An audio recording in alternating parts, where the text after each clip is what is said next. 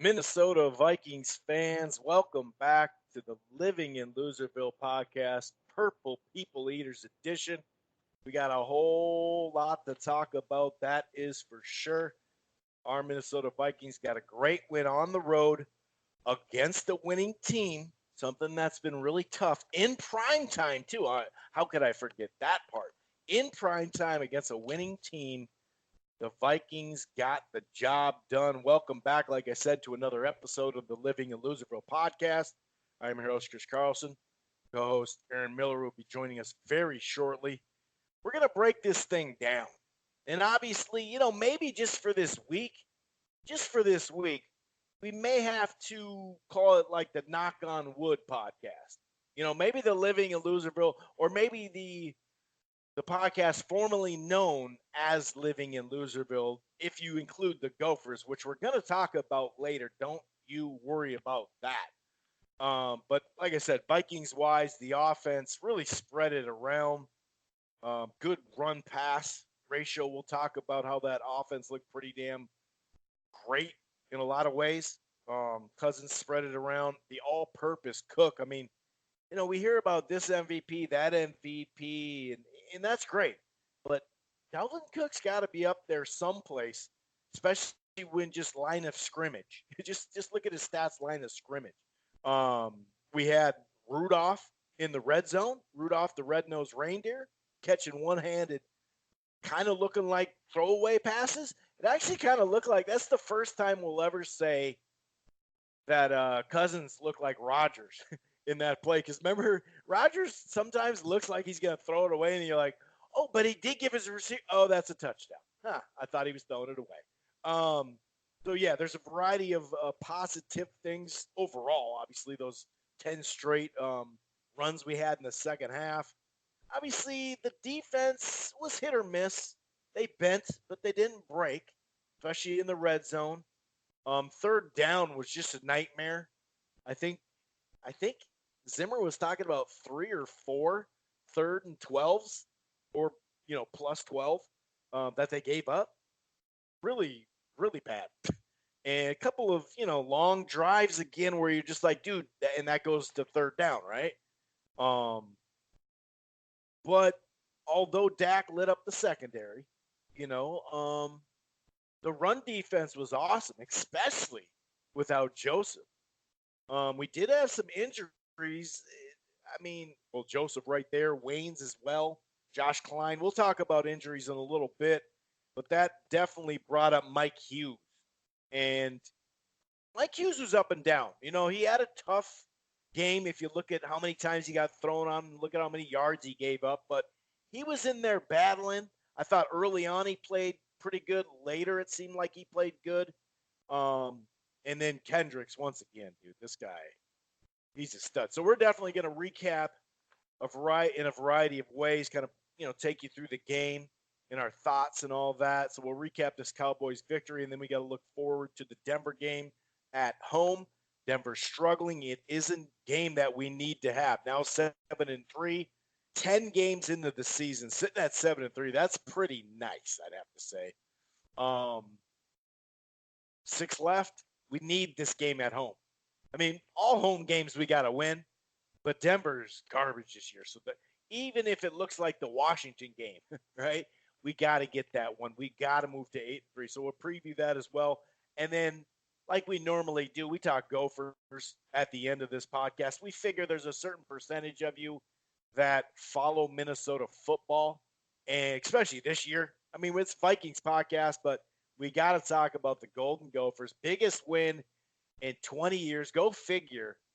It's against an unbeaten Penn State again. I think they were number 2 AP. They were 4 this time.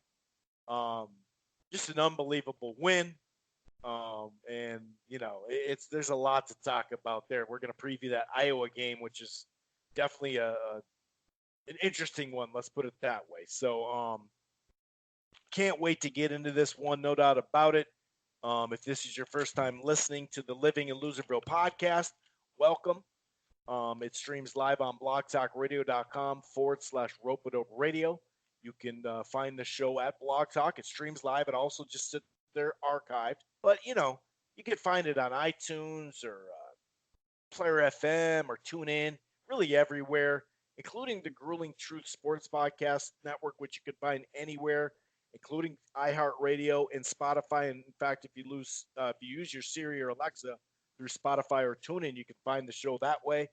While you're at it, head on over to the gruelingtruth.net. That's the gruelingtruth.net. It's football, it's basketball, it's boxing, it's baseball, it's everything in between. They got a great sponsor over there, BetDSI or betnow.eu. I keep saying that, betnow.eu. They got a promo code TGT as in the Grueling Truth.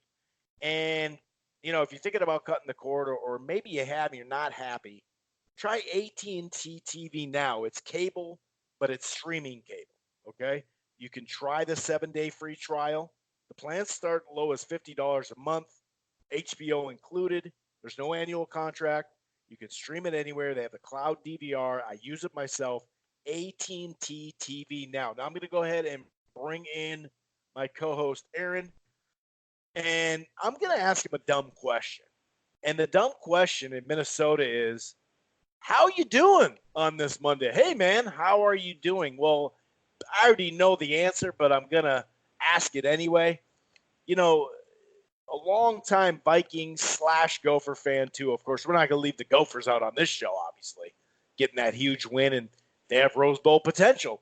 But, we've seen a lot of crap in our day watching these Vikings, man. But just in general, being a Minnesota football fan, I'm going to ask it, how are you feeling on a Monday night? Feeling good. Great weekend. Great games to watch. Both of them turned out to be really good games. Great outcomes of those games, so that made it even better. And, Dalvin Cook's good. Who knew that? I just watched a bunch of his highlights from Florida State. Before the game, it was probably maybe a couple days ago. Just trying to see if I noticed anything that he was doing in college that he started doing in the pros or anything. Just basically came up in my feed on YouTube. I started watching and I was like, God, this guy's fast. And then I just kind of related what I had watched to watching him last night. And this guy's really, really good. He's super fast. Vision's amazing. He's got these strange kind of moves that you don't see often where it's like one step here can set up two defenders later. And it's just really great to watch. He had a great game. And Collinsworth and Michaels are still bad. It's tough to watch a game with those guys, man. It's like, Jesus Christ. But, they're still doing the primetime games. So, yeah, overall, great goal for win. Feeling good, man. Let's get into this thing. Yeah, man, you're right, Cook. And then he's also, for the size, he also has that meat and potatoes where it's going to take more than a guy to bring him down. You know what I mean? Like, he's got it all. He really does, man. He's got to be top 5 MVP this year, man. I just when you look at stats, running back or whatever, he's definitely got to be up there. Well, it really didn't stand out to me as much as it has this year. And I remember last year saying, "Well, hold on, Wade, he's not quite healthy." And I was like, "Well, not healthy. He looks like fine to me." But now you see it that year after the year after. And it's got all his faculties back, and man, it's just really fun to watch. It is, and he's the type of guy that you do spend on. You gotta give him some money. I know running backs are not, usually it's running back by committee. You got 2 or 3 guys. We do have 2 guys, one bell cow and one that's up and coming. But we're gonna have to give him some money here in a couple of years. But it'll be well worth it because, like you said, he's a special playmaker, and he catches the ball, and we're just starting to see that. This whole screen game, we saw some screens last night. I haven't seen the Vikings run in years. So, we're just getting going when it comes to that. Speaking of getting going, Dallas got going early, got a drive going, but then they missed a long field goal. And the defense bent a little bit, but didn't break. And speaking of Cook, right away, screen pass, yards after the catch. There was a face mask at the end of it. And it just led right to a touchdown. Cousins went off schedule and actually faked a run. I was like, oh my, you're faking a run? What are you doing? And then he leaped in the air and threw it. It looked like he was kind of just throwing it away and kind of saying, I'm going to put it over here and see what happens. And what happened is Rudolph made a great one-handed grab. Beautiful, beautiful. It's just phenomenal. And basically, we get the ball back. Vikings do screen pass on a rollout. It was like a opposite direction rollout on that, and there was nothing they could do. Another, big play by Cook, and another touchdown by Rudolph. So, and also we talked about Hughes a little bit in the opening. He had a rough game. I'm going to show a stat that is really ugly, but you know what? He fought hard. And to start the way he did when he got a hit, he broke up that pass, then broke up a pass and maybe should have picked it. Alexander had two of them that he probably could have, at least one of them he should have had a pick, that's for sure. But, to start out 14-0, Aaron, on the road, and just to get the gears going and quiet that crowd down, then it turns into some skull chants and all that, which we've seen from time to time these last couple of weeks. And we've been on the road a lot. I got another stat. I totally forgot about this, but we've been on the road more than any team. But how are you feeling up 14-0? We had a good, run pass ratio. Just everything was clicking, man. Everything was clicking. It was a little bit eerie. We always feel like, okay, it's a little too good of a start. And, I was impressed with Cousins. He looked steady. Didn't see the nerves, didn't see the bad throws. He didn't see the, changes in protection. Just he just seemed steady, and it was good to see. And, piggybacking off what you say about Mike Hughes, I was impressed, man. I really thought he hung in there. He knew they were coming at him. He did the best he could, which was pretty good. Made some plays. Overall, I was just thinking at that time, keep it up, keep it steady, and see what happens. And I really think they did a good job of doing that. I don't think the referees helped them much at all. Kind of had a smirking ref there that was, they couple of calls there. They called against us and then reviewed them, and they weren't. And then that came later in the fourth quarter to kind of bug a little bit with a few questionable calls on a hands to the face where you just walk by somebody, you know what I mean? So yeah, it was a little bit weird, and it kind of kept you on your toes all night. But I'm glad they came out with the win.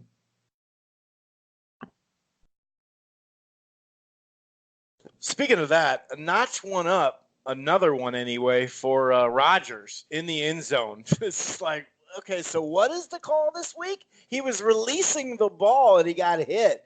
Can you not? Oh man. Anyway, I think during halftime they flagged. They said, "Hey, we saw you looking at him when he was walking to the locker room, so we're gonna have to flag you. It's only a 5-yarder." But yeah, Hughes hung in there. He did. I mean, there's some stats out there. In fact, I might as well just read them right now. It's a little ugly. He got targeted 17 times, which is pretty. It tells you, oh boy, on the other side was doing well, but they knew, hey, no Waynes, let's go after this kid. He gave up 11 catches for $154, 9 first downs, 1 TD. Cooper had 6 of those 11. Cooper was doing some great things. So was Dak. And some of it, I agreed with what Zimmer said. Some of it was just some really good pass plays, and Cooper with those feet just looking like Chris Carter on the sidelines. Some of it he couldn't do much about, but I liked that early on he set the tone, got beat up a little bit, but then battled back. So, I mean, what are you going to do? He's a young player, not just young, but, I almost said ACC, the ALC, MCL, whatever the hell, I think it was the MCL. Maybe it's 2, but either way, he's coming back from that. He's still trying to get his stuff figured out. So I did notice there was that first down play Cousins missed on a throw. But other than that, he played pretty damn good. But there was moments, you're right, we got off to that great start, and then you're thinking, all right, so when's the other shoe going to fall? And it started to fall a little bit, and 3rd and 12 is a theme. These long drives, and that means third down. 3rd and 12, 23-yard pass to Gallup this time. Cooper had actually stayed in bounce to get him down there. They had a little subtle pick in there. It was very subtle, so it wasn't blatant. And then we got the ball back. It was a 3rd and 7. Cousins took a sack. and it looked like it was one of those sacks where you're like, oh, blindsided. Are you going to, oh, okay, you held on to the ball. And as much as we reamed him last year and early this year about those fumbles, now we have to look at some 6-7 weeks go by and he hasn't fumbled the ball. I think it's been 5 weeks, one interception, and that one bounced off the Diggs' head. So that's an improvement. Those just getting sacked, holding on to the ball. That was such a big thing for his whole career and last year, especially, and we saw it early this year. So that's nice. On the touchdown pass that made it 14-14 with a $1:54 left, Alexander just didn't look for the ball. I mean, you're right there, dude, and that's got to be pissing off Zimmer. We talked a couple of weeks ago, with roads. The roads aren't closed; they're just on a detour right now, and how he'd be right there for the play, but he just couldn't quite make the play. So it's 14-14, $1:54 left. And Diggs makes a big comeback catch on a third down for a first down. And Irv Smith on the drive that got us a field goal to go to 17-14, he had 3 catches. Got a field goal out of it. What'd you think of that, though? Yeah, we did kind of struggle offensively, and we were starting to give up chunk plays defensively, and now it's 14-14, and you're like, okay, well, there goes that 2-touchdown score. But to go down and use that time up and get that 17-14, knowing we had the ball again, I thought that was a nice little look for us going into halftime. It was, and it was necessary. You kind of wanted to go in there with the lead. You had jumped out ahead. They had come back. You wanted to get back on top again, go in the locker room feeling good. And, you brushed on a point that I kind of wanted to bring up, and, maybe when we get into the second half a little bit more, but specifically the defense. It's like after you watch the Gopher game this Saturday, people making plays all over the field.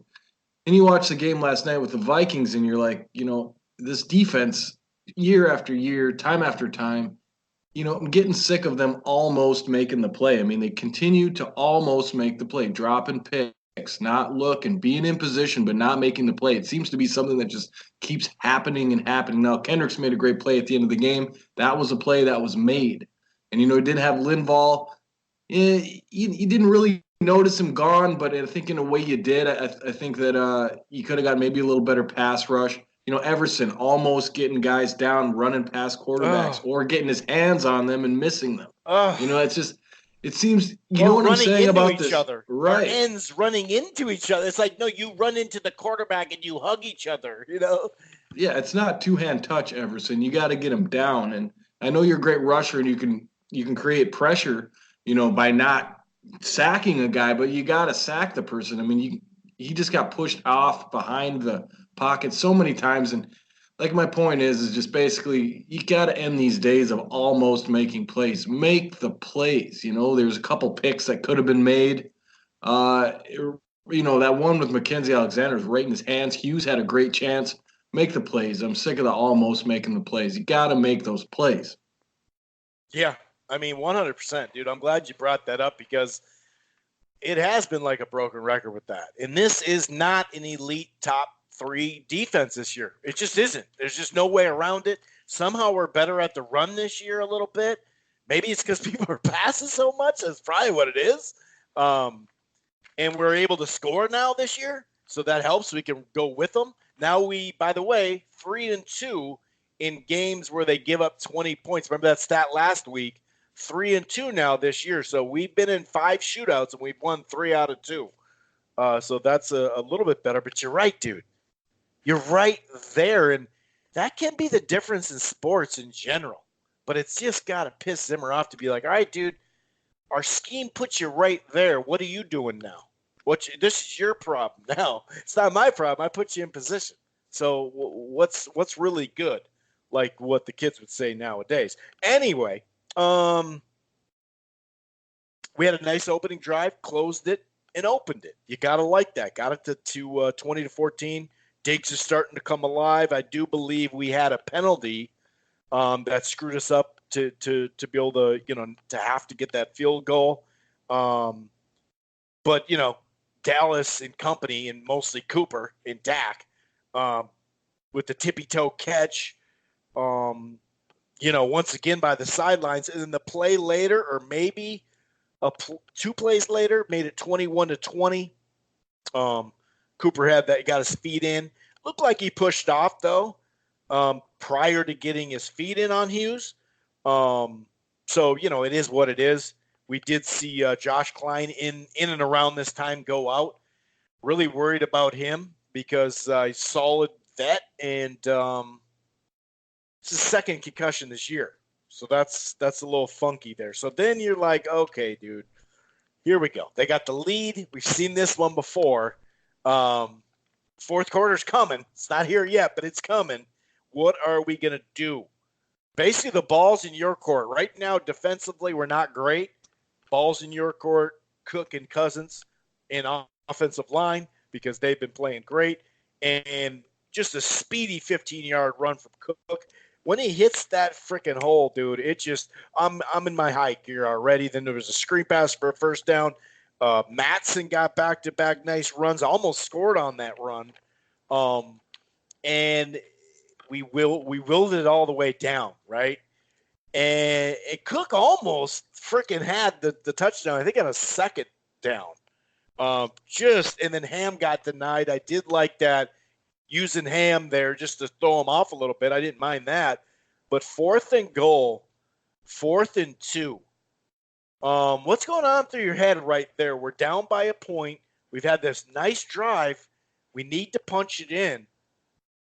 At the 4th and 2, where you're like, screw it, let's go for it because, we got to do it, and we'll trap them anyway. Although last week we trapped them in that long-ass run, but we won't get into that. I guess I kind of did. What were you thinking on that 4th down? Kick the field goal or say, screw it, man, let's just do this? I said, screw it, let's just do it. It's so close, man, and you got to be able to get it in the end zone. And, I think is that the one where we got the penalty and brought back to like the 6 or something like that? And then we had to go fight our way back to the 1 again. You're right. Yeah. We got to the 1. That's right. Cook got us to the 1, and then that's right.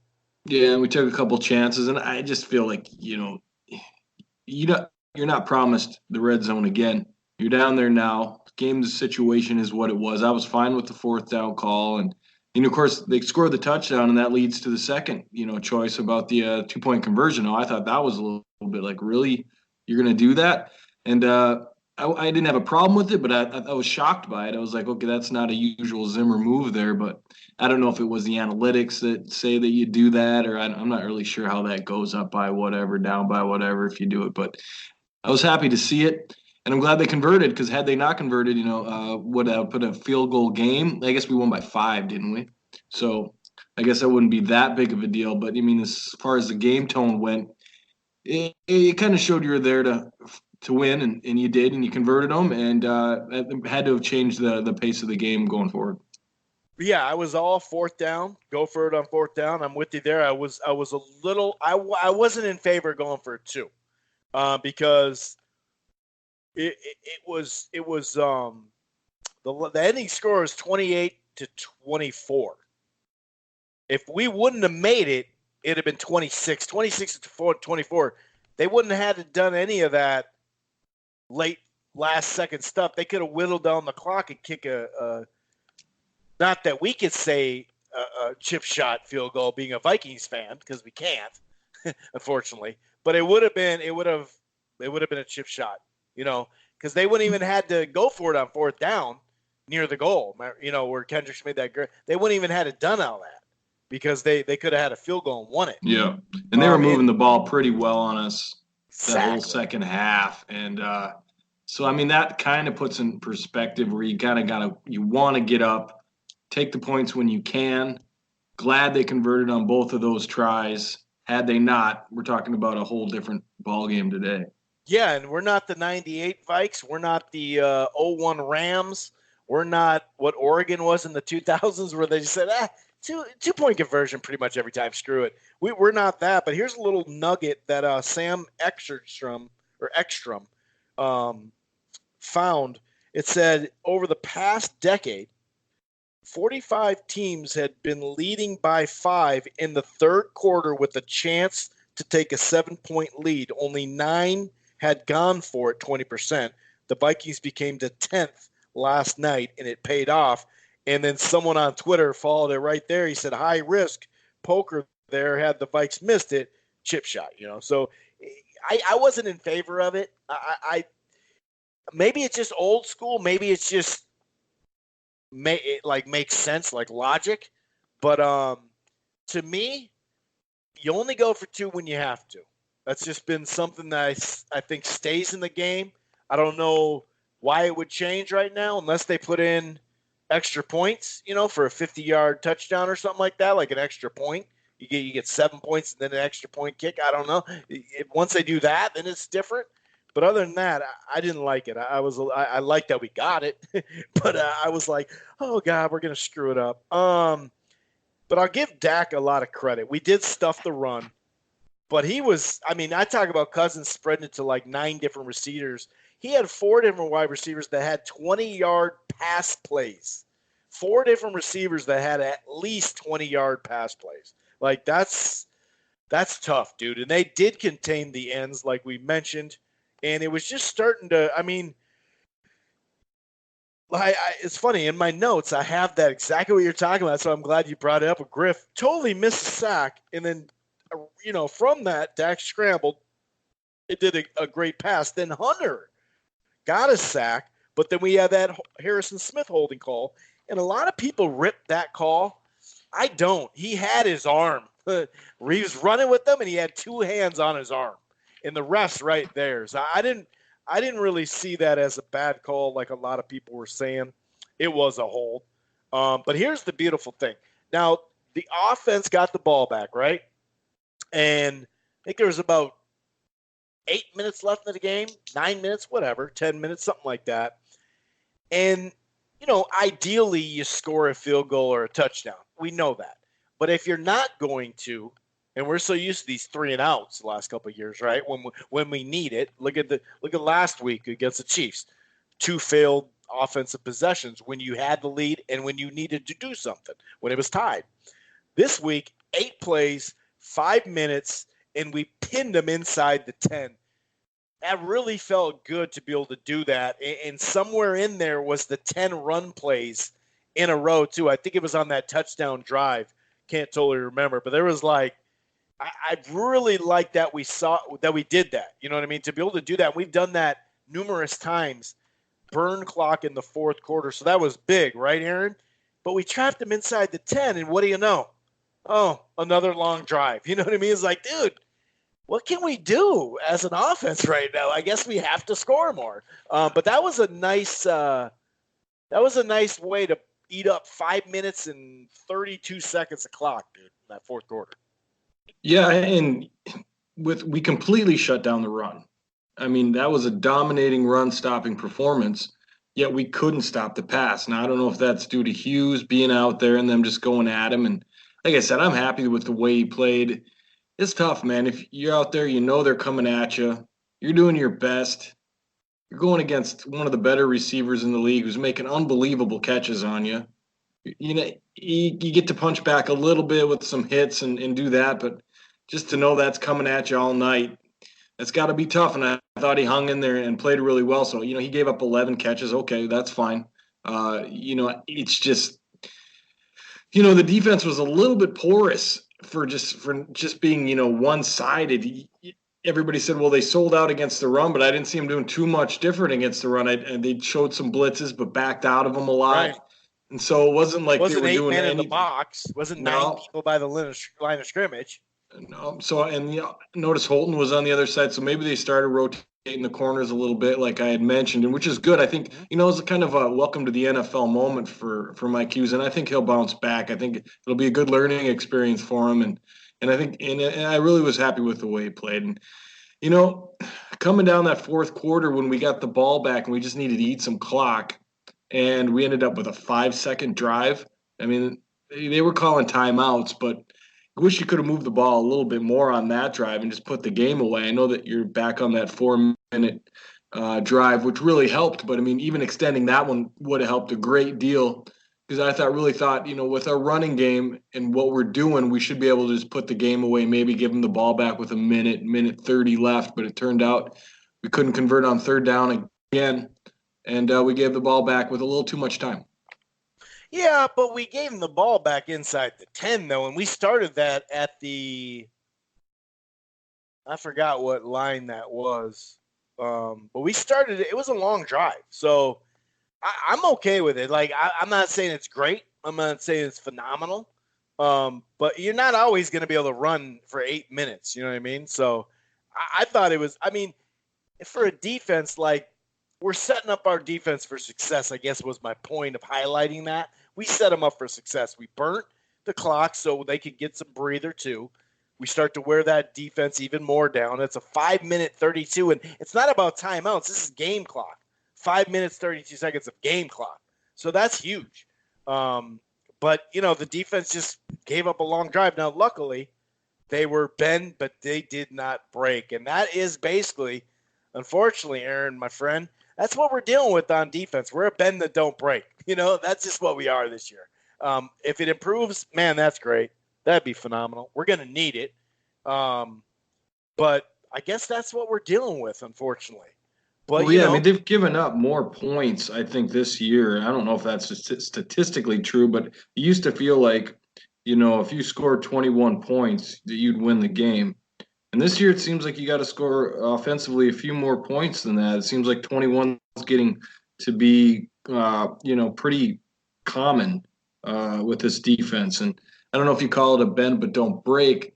I just feel like maybe we're not as good in the secondary as we should be. And then you got to count for not having Linval and what he does for the run game. But like I said, we stopped the run, so and that's one game. Right. We've had Linval almost the whole season. So right. And so I'm just not, there's something not right. Maybe people are figuring out the wrinkles in that defense. I don't know what to chalk it up to, but it's not as stout as it has been. And it's been kind of they had that year, a couple years, 3 years ago where they were just lights out. And then last year wasn't so great, but also good enough in the top 10, I think, or top half it was better than this the year. league. And now this year seems to be maybe, I'm not going to say a step back because I feel like they're about the same. I don't know if they're much different. But they shouldn't be because we're running the ball. We're running the ball. You should be happy when we give you the ball, at the end near the end zone, and they got to go 90 some yards to score a touchdown. Yeah, but they went that distance with ease, and that's the part that concerns me. And that's why I'm calling it bend, because oh my God, they're bending. But the red zone, that's the only place where they're really great is red zone. If you look at the stats and whatnot comparatively, we've always been good in the red zone under Zimmer, but usually we're damn good on third down. Yeah. And we're historically speaking awesome on third down, right? Maybe that's it. Maybe you hit the nail on the head. Maybe that's what I'm noticing is not so strong on third down. Because I'm used to either a sack, a play, or just, holding them up or, an incompletion or something to get the defense off the field. And it just seems like the defense on the field more this year and not getting off the field. Maybe that's what I'm noticing. I think you might have nailed it. Yeah, it's whatever it is, it's not a good look if we're trying to go far, but it's not like we can't potentially get it fixed a little bit too. Now, we've been playing on the road a lot. Okay, so the Vikings are 7-3. 6 of the 10 games have been on the road. They're the only NFL team to have played 6 road games already. Cousins actually has 11 touchdowns and no picks in his last 4 road games. As we say, Cook's an MVP candidate. This offensive line has been phenomenal. They gave up some pass rush last night to the point where he was getting hit near release, but he wasn't running for his life by any stretch of the imagination. They've only had a couple of games where it looked really bad pass block, but not many. And even in those games, Aaron, they would improve and give us back-to-back drives maybe where they gave Cousins some time. And that's kind of what the whole thing last year is, we need to play to his strengths, but give him time. And here we are. We got the number 1 rusher in the league. We got a pretty damn good backup too, if I don't say so myself. It's looking good offensively, and not just for this year, But in the coming years, if you look at what we can bring back, we can even improve our line potentially by cutting who left tackle and paying two guys his salary, that type of thing. So, anything else you'd like to speak of based off this nice Cowboy victory? I mean, 7-3, dude. After 10, there's 6 left.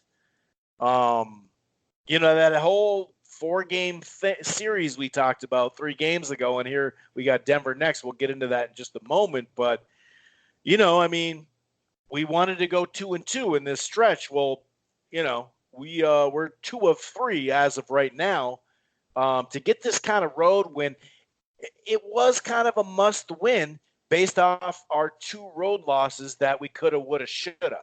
You know what I mean? Anything else you want to talk about or kind of put a bow on this key win? I mean, like I said, sitting at 7-3, dude, we're not in the driver's seat, but it feels pretty damn good. No, I just think that, I don't want to dissect a win so much and put a dark cloud on it. It was a road win in prime time, something that we've been wanting to see out of Kirk Cousins and this team for a couple of seasons now, and they managed to accomplish that. Had some great plays made by some good players, and so yeah, I mean, it was a great win. It was fun to watch, and overall, I thought the team played well. I'm nitpicking at this point because I want to see. I'm projecting this team into a playoff spot, and I guess you got to go and earn that playoff spot first. Yeah, that's well put. As far as Lindell, it was really weird. Joseph practiced on Wednesday, and then he missed practice on Thursday and Friday, had surgery on his knee, a minor one, but you don't know. It's like a minor tear type thing.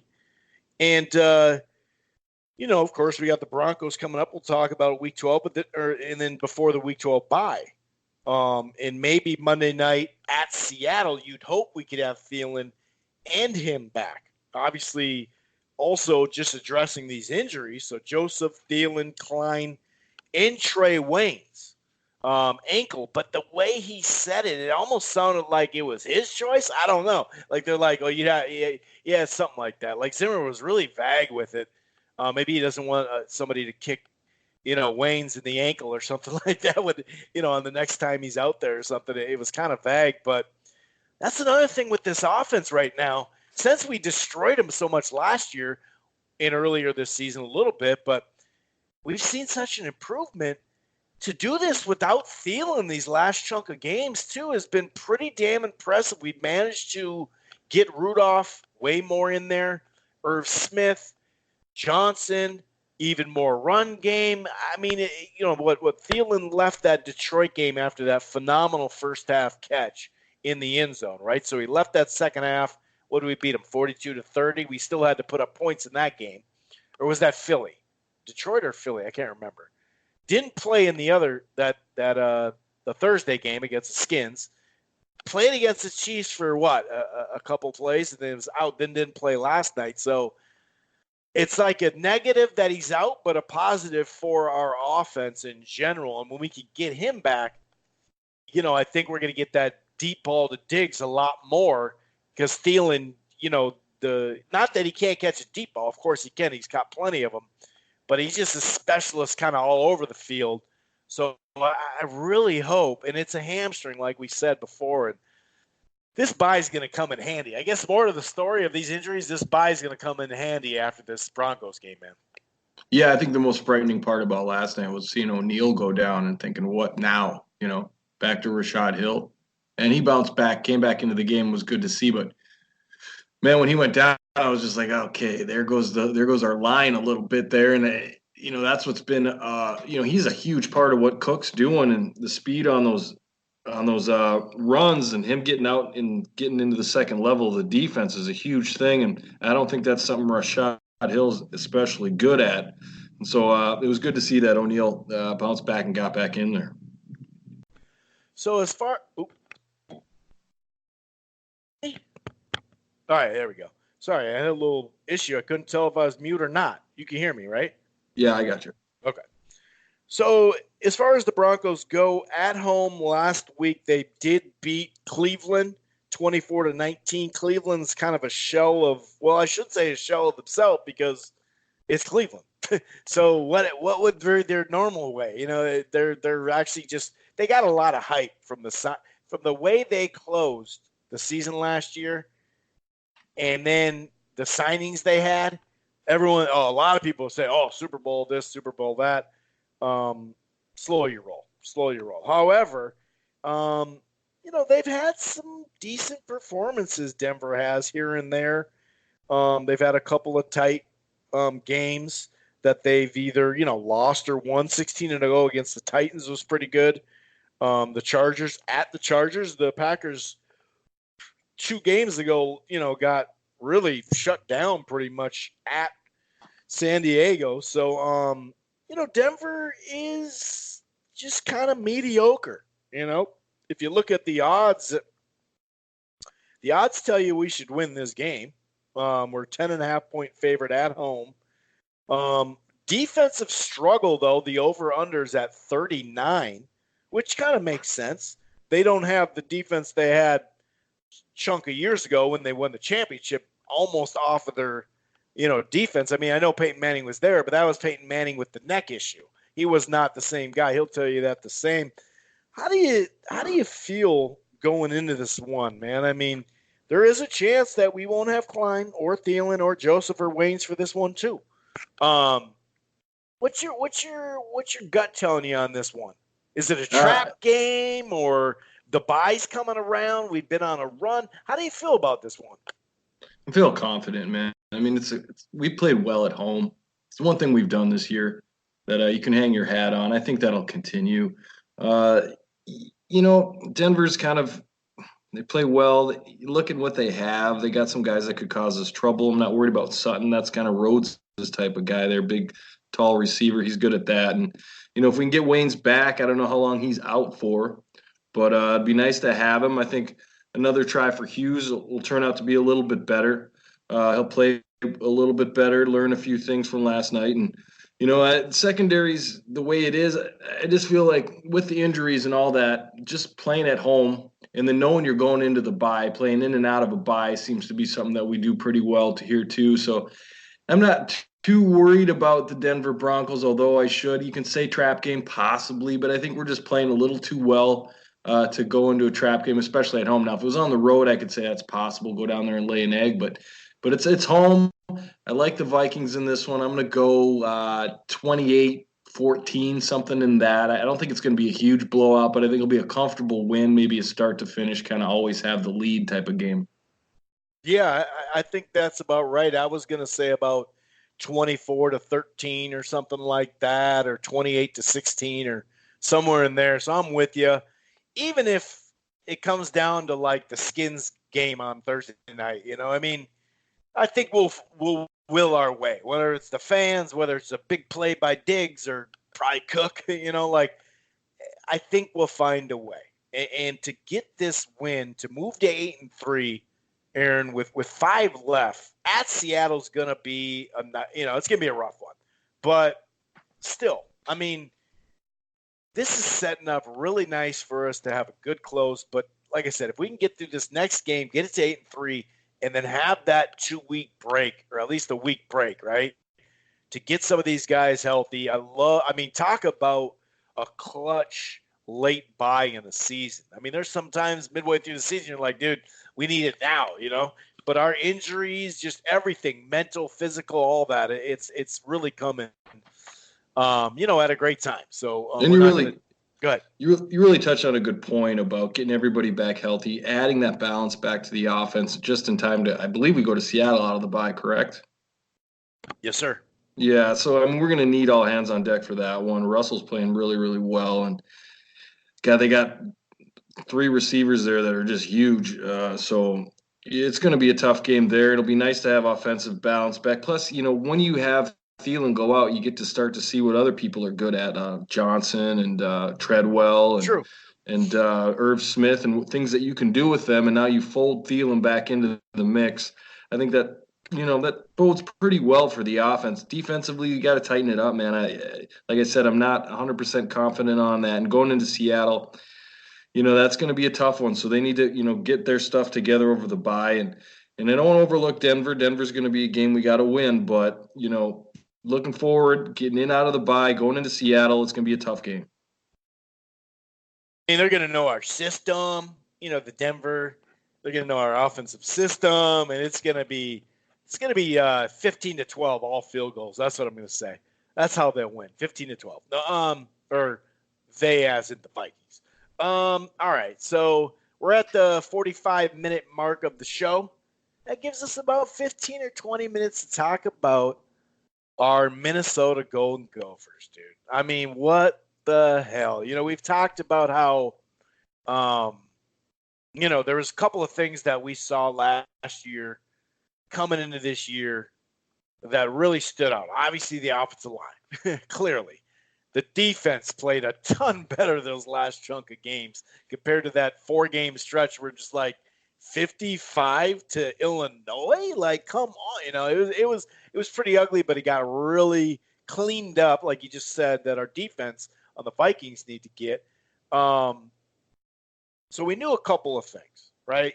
We knew we had a pretty good quarterback in Morgan who can game manage and then at times just make some plays. That's really what we were asking him to do. Obviously, he's much more than a game manager. At times, we still need him to do that. You still don't want him whipping the ball all the way around. That's what's crazy about these stats is we're not throwing it 45 times for this stuff. It's pass and run. And we knew the skill positions. Obviously, the depth at running back is easy to see. But with Tyler Johnson and Rashad Bateman, we knew we had, for the first time, 2 professional football players on our wide receiver unit, which is not something. And we talked about how, and I'm not getting ahead of anything, okay? We could very well lose to Iowa next week. We could lose to Wisconsin, okay? But when I say we're trying to build something like Wisconsin, like Iowa, and we see these offensive line and how dominant they can be and just how big they are, but to add the skilled players on the outside, that's something that, they've had some good wide receivers in Wisconsin, tight ends, of course, especially at, Iowa. It's tight end U. But, the skill positions on the outside, we knew we had an advantage there.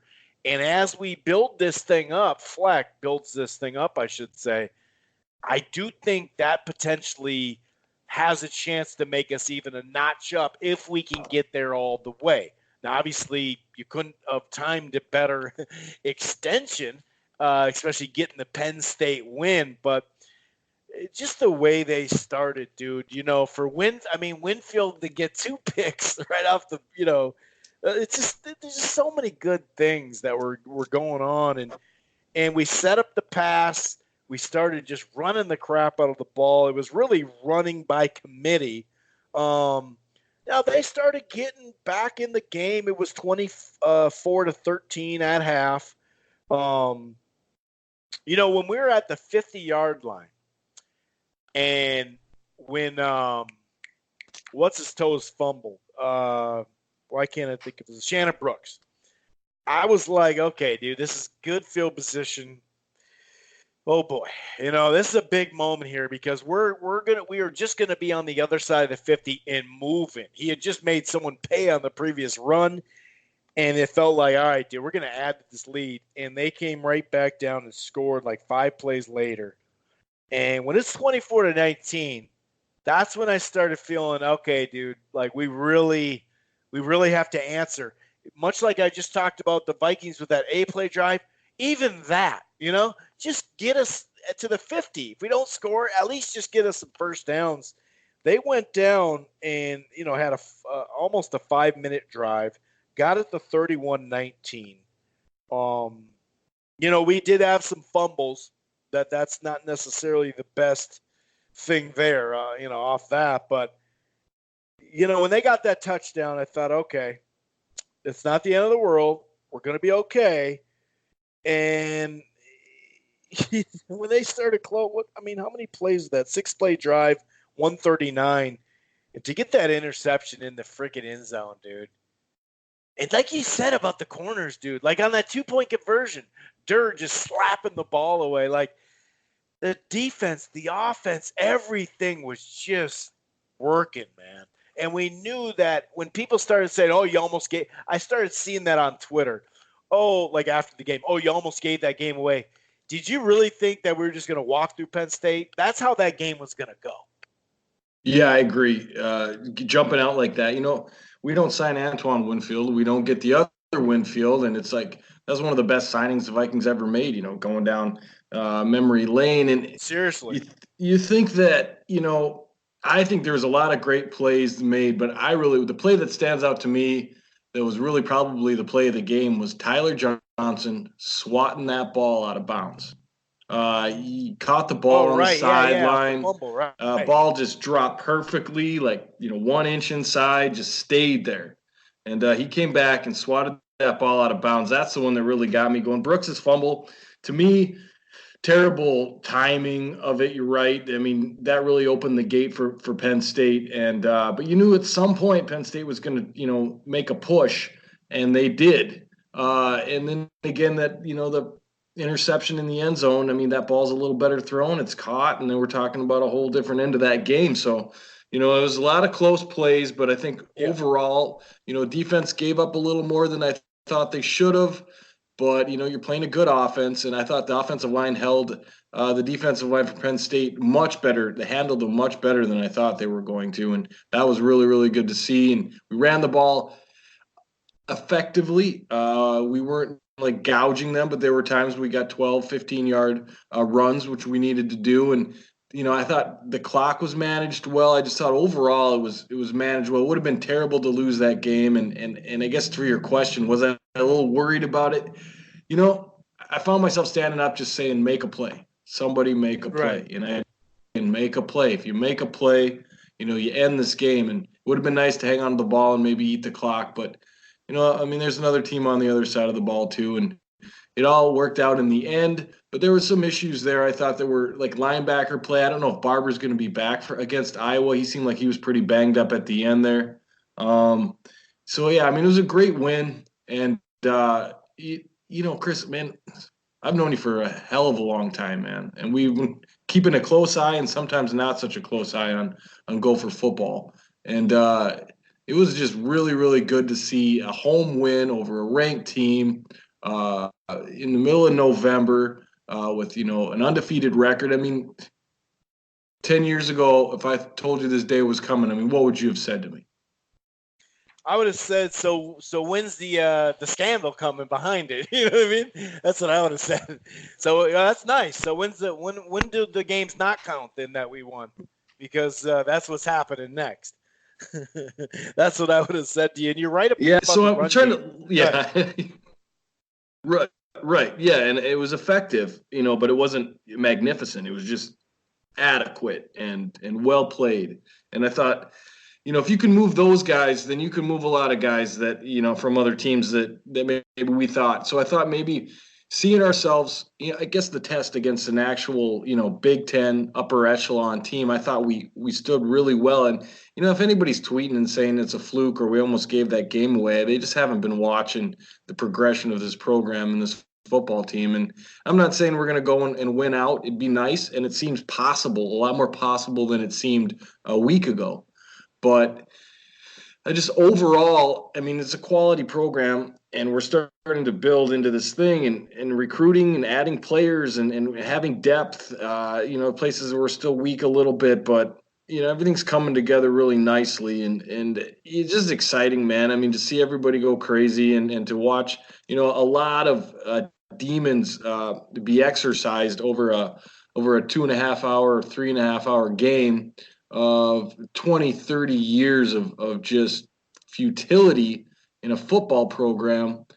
I mean, it's just really exciting. It really is.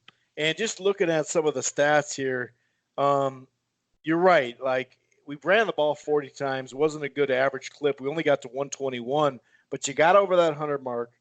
And Ibrahim got a 21-yarder. Brooks got a 22-yarder, and he pounded someone at the end of it. And Smith would get the 7 and 8 chunk. So you're right with the chunk plays.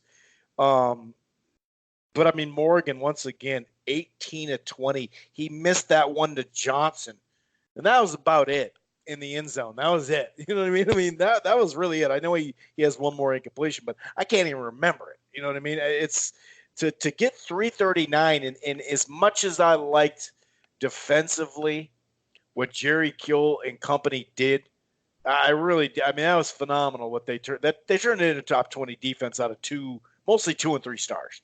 But we know what our offense was. And we'd never win games like some of these games we've won this year because we couldn't throw the damn ball. That's just the bottom line. And the system just fit in Morgan. So I'd have to say Morgan and the defensive line are the biggest surprises of how well they played. Now, the biggest surprise is that the defensive line, like you said, just throughout the season, not during this game. You're right. We actually did give up. Brown got a bunch of carries on us. He had that long 40 or 50-yard, run, and we got beat up in the past. But when it's 23 of 43, you'll take that and 3 picks. So okay, they got a bunch of yards. They did have 2 wide receivers that hit 100. But that's the type of game it was going to have to be. They were going to start to sling it around the run. They played from down the whole time. They were slinging it around the yard. But to have Johnson, another play Johnson made was the one you tweeted me, the picture where he's one hand, he's getting pass interference, and he's got the one hand, and then he just kind of skips in, almost looking like Dion. That was another play that stood out. There's a bunch of plays that stood out. But Bateman, dude. So, he has 7 catches, Bucko 4 and a touchdown. That's Johnson's line, right? But Bateman, 7 targets, 7 receptions, 203 and a touch. Right about now is just one of those times where you go, this is the fleck difference, because Bateman, Clemson, Bama, Georgia, you name it, everybody wanted his ass. He's from Georgia, for Christ's sakes. You know what I mean? Like, to get him up here, it's just ridiculous. And you can start to see Bell making some plays. That touchdown play was phenomenal. He could do that a couple times a year easy once he, becomes more of a starter and whatnot. But yeah, overall, man, it's really put in place. And like I said, defensive line has played steady for most of the year. That's the biggest surprise. But also Morgan taking this leap in his percent. I mean, dude, 18 of 20. He only threw it 20 times. Right. The second time this year he's had a game like that. Right. This is crazy. 336. Like, how do you? It's just phenomenal. Dude. And the most amazing stat to me, Chris, is they're sophomores. They're sophomores. Right. Like Morgan's a team, freshman and sophomores. Right. Yeah, man. They're going into their junior season next year. I mean, this is ridiculous. And we got some seniors that are leaving, guys that are helped build the program, Carter Coughlin, and those type of guys. But the bulk of this team is either true sophomore or redshirt sophomore. And next year, the schedule gets a little bit harder, but these kids get a little bit older, a little bit more experienced, and it just looks really good. And like you said, they were just play after play. And then Winnie starting it off just right out of the gate, interception. We go down, score 7 points. I mean, that's just as unlike Gopher football in the past as we've known it. Usually they would come out and be down by 7, fight their way back, maybe get 7 points, and then, be behind and maybe have a chance to win at the end. It was not like that this time. They came out, turnover, went down and finished that turnover with a touchdown, and then we're into a ball game. Now, I was surprised to see it, happy to see it, but I just like, okay, this is going to be a ball game. We're going to play. I didn't think we were going to win. I had no idea, but I knew that the tone was set. They were ready to play, and that's just what you want to see coming out of the gates. Yeah, you're right, dude. The tone was set, and that kind of put me, I say, at ease in a very lightly way, obviously, but it did. It meant, like, remember how we said we just want to belong. We want to belong on the field, and you could tell early on in the first quarter and a half, that we belong. So now that's the mission. Okay, now we can win this game. But it did help me in the back of my head, just knowing what it means in general. But man, there's nothing quite like getting that victory though. You got that victory, dude. And the biggest win in 20 years, obviously, as far as a top 5 team, and it just so happened to be Penn State again. Last time it was a field goal. And it's just, haven't been 9-0 since 1904.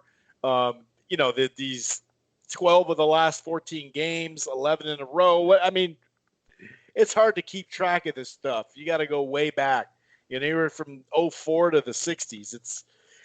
It's phenomenal. But here we are, Iowa. At Iowa, afternoon game. Iowa has nothing to lose. They've had some tight losses every time they've stepped up against a ranked team this year. Okay, they're at home, though. And for those casual fans of college football that doesn't – well, first of all, we're dealing with 18 to 22-year-olds. And this hangover stuff is real, dude. And I'm not talking about being hungover Saturday night from drinking. Has nothing to do with that. It's emotionally, physically. Everything was spent so much in this. And they could tell us, oh, yeah, it's a 1-0. We're 1-0 against Penn State. Now we got a brand new one-game season with Iowa. And they could tell us all this stuff, and I believe it. I think that they're in the right mind state, and but it's just this one is it's not even it's a trap game, sure, but not a trap game just because Northwestern's next. Northwestern would be the trap game to a Wisconsin game, I guess, if we're going to really use the trap game terminology. But here we are. Like I said, on the road is not easy at Iowa. 2.5-point underdog, which is about a 50-50 game. And like I said, this one is going to be a grinded out game, dude. I don't have the over-under, but if it was 45-40 and down, I wouldn't surprise me whatsoever. What's your gut telling you on this one, man? They don't run the ball as well as they have in the past. Iowa, I'm speaking of course. Their defense is just disturbingly good, though. 11.5 they give up, or 11.7. Like I said, though, they're not the great run balance this year. They got a good quarterback, but for some reason I really think losing a stud offensive lineman and that stud tight end. I think they lost 2 of them, but especially that one that's I can't remember who he's playing for, but he was damn good last year. Something's not right with their offense. What's your gut telling you on this one, Aaron? Well, before I get into breaking down this Iowa game, you want to tell me more about this trap game technology? Well, I'll tell you what. It sounds good to me, man. Yeah, well, we're still developing it. It's still in its I'm not sure what. I'm just happy I'm catching up to technology, I guess, and maybe it's just on my mind, in my mouth. Pause. Right. So I want to side with you a little bit on the emotions and stuff, but I just feel like that's part of the program, part of the thing Flex got going on about getting these kids up and ready to play. I think you're absolutely right about the way the game's going to go. I think it's going to be a slugfest. I originally wanted to pick like a 19-10 game, just something really like gut it out, probably a lot of running the football. Iowa's a little down. They had their good year last year, so they'll be working their way up and be good in the next 3 years. But this is a huge game, man. It's a lot of like implications going to it. Recruiting battle with Iowa's always been a thing. You want to beat them, and they're going to be ready for us. They can play spoiler, and this could be their big game, and they don't want us to get any ahead of them in any kind of race at all. And so I feel like you're going to walk into a hornet's nest. And are these kids ready for that? Are they ready to be? They've been sneaking up on people. Are they ready to be the hunted now? Are they they've been the hunter? Are they ready to be the hunted now? And that's going to be a huge test for them against Iowa. I think that they'll last it. They'll outlast it. I think it's going to be a tough game. Probably more turnovers than you're going to like. Iowa's got seniors. They're probably older. More weight room guys. It just seems like you got to let your talent go. I mean, you've got to be able to get Bateman the ball. You've got to be able to get the other receivers the ball. You've got to be able to throw the ball. If you can throw the ball, it might be a little easier than we think it is, because I don't think Iowa throws it that well. But if you can get the ball throwing, stat-wise, they throw better than us. They stat-wise. throw better stat-wise. Okay. It's I really haven't seen a weird, lot dude. of Iowa, so. It's really weird. They don't run the ball like they normally do that, but they have that quarterback who's had years. So I guess they just are able to complete passes that they haven't in the past or something. But yeah, they average 242 compared to us 237, but they only run for about 140, whereas we're running for a buck 95. Okay. Well, it's going to be, I mean, every game, win or lose, coming down the rest of the season's a big game. So I mean that even that Northwestern game is going to be a big game just due to the implications. If you go in there undefeated, there raises the stakes on that, and you're going to be hunted again. And I'll lead into that Wisconsin game at the end of the year, which is going to be probably the biggest game of the year as far as everything that's riding on it. So, anyways, I like us down here in Iowa. We haven't won in Kinnick for a very long time. But I think we can do it this year. I think we will do it this year. I'm going to go 19-10. I'm going to change that. Let's do 21-10 Gophers in just a street fight. That's a good way to put it.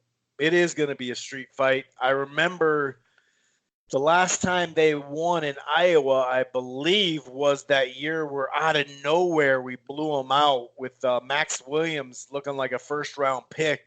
That game where he's just, oh, I'll make that catch. Oh, let me make that catch. I'm here. I might as well make this one too. It was like 50 to something. And that I think that I want to say that was in Iowa. Maybe I'm wrong, but yeah, I think it's 4-16 since 2000 or 2001, something like that. It's like 4-14 or it's there's not that many victories there. No doubt about it. But like you said, a street fight. I'm really in between on this, and it's just my natural.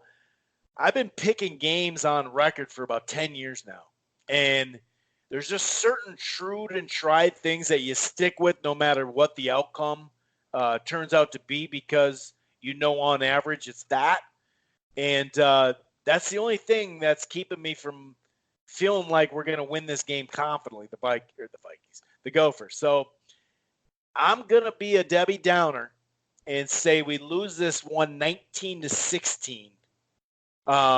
Field goal, whatever.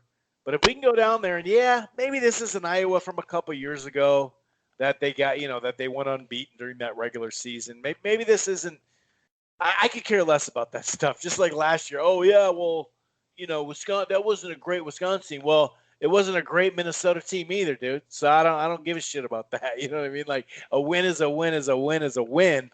And maybe in the back of my head, I know we're not going undefeated on average as a college football fan too. That's what my mentality's telling me. So I'm trying to figure out which one we're going to lose. Is it Wisconsin or is it Iowa? We talked about, okay, well, Wisconsin, whoever wins, Wisconsin or Iowa, we're going to have to beat them for sure. And that creeps in your head too a little bit. Oh, well, we still have a 2-game buffer. Okay, yeah, I'm not saying it does like it's on your tongue, like you're saying it, but it's in the back of your head. And so honestly, I kind of like this actually, because I love getting my pick wrong on this one, these type of ones. You're just like, yes, dude, you know what I mean? I hope I'm wrong. And I'm glad I was wrong that we were going to lose by 4 points last week too.